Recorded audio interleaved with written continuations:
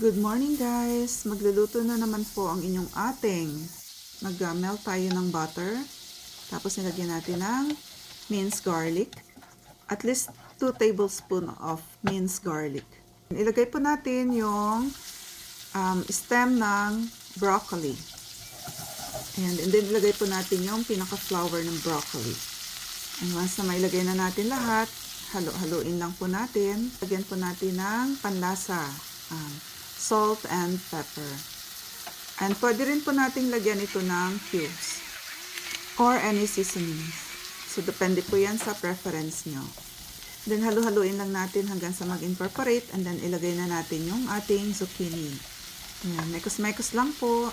Mekos-mekos hanggang sa makoat na lahat ng butter.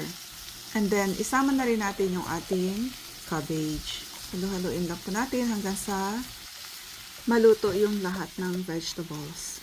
And since nakalimutan ko pang lagyan ng carrots, so ang ginawa ko, ginrate ko na lang yung carrots kasi luto na po yung ating gulay. Ang niluto natin ngayon ay buttered garlic vegetables. So ayan, ready na po. So happy eating!